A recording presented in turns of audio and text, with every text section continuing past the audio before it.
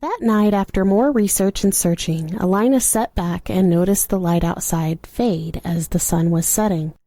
She was alerted to a text. "Join us out on the back porch for a fire."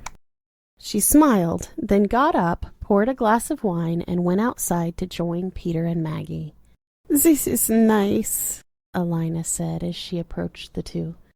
Peter stood and offered her a chair. "How are you tonight?" Maggie asked. "I'm okay. Trying Davis, my cousin." "You found him," Peter said. "Yes, but in jail, so not reunion I had looked forward to." "I'm sorry," Peter replied. "I hope it's not too serious." She looked at him and half smiled. "We'll see. His wife is staying with friends somewhere. Everett, is that right?" "That's about 30 miles north of here," Peter said. "Anything we can do, just let us know." "You are too kind. How was the day for you two?" she said, changing the subject. Peter took the afternoon off, and we drove out to a town called Carnation and had lunch and walked the town. "It was a beautiful day for a drive," Maggie said. After 30 minutes of telling Alina about their day trip, stores they browsed, and a bit of history of Carnation, then there was a few minutes of quiet as Alina stared at the fire. "We thought you might enjoy the fire after hearing about your father." Alina smiled. "Yes, thank you. It brings back memories." "More wine?" Peter asked, picking up a bottle from alongside his chair. She held her glass out for him. "We'd love to hear a story," Maggie said.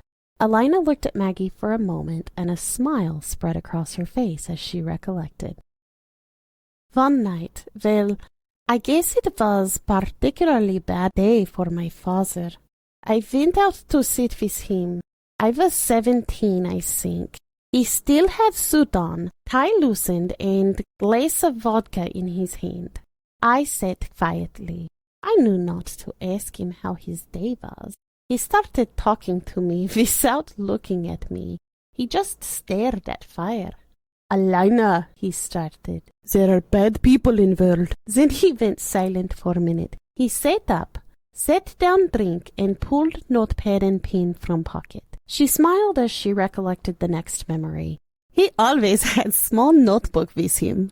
Alina took a breath to calm herself and sipped her wine. "He drew 2 lines with 3 columns. He wrote good on left and bad on right, ripped out page and handed to me. "There are good people and bad people," he told me.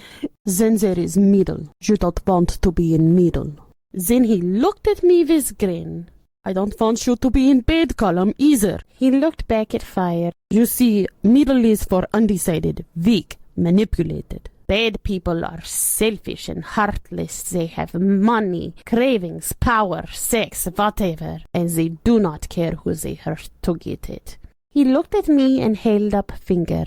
"They are not smart," he told me, and looked back at fire. "They are cunning and devious, and they have no soul. They are insecure, so they prey on weak and vulnerable, or use violence because they are not smart enough to achieve their cravings by civil or legal ways. Now those in middle, they too have desires of wealth and power, but they have empathy, so they don't go totally bad, because they don't want to be bad. They want to be viewed as good. But they aren't smart enough to get what they want, so they play both sides, good and bad. So they may steal or be manipulated, but they really don't want to hurt people. They are not heartless, just weak. Do you understand that?"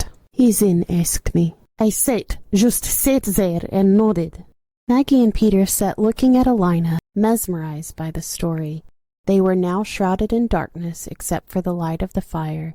Alina continued recalling every detail while her eyes were fixated on the flames, as if in a trance, her face illuminated by the flickering flames.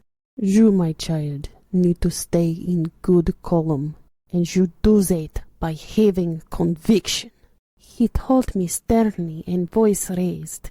He then picked up his vodka and took large swallow. "You need to be strong and decisive. You need to have confidence, and confidence will give you conviction, and you get confidence by knowledge, and you get knowledge through learning and studies and hard work." He then looked at me and his tone softened. When you get there, you will be able to look at someone and know what column they are in. He put his hand over his heart.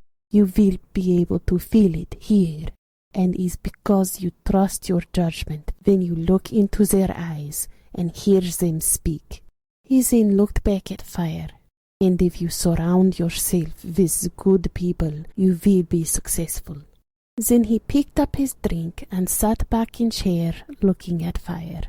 People in Middle just play games. You don't have time for that and don't need the bullshit. And then he went silent.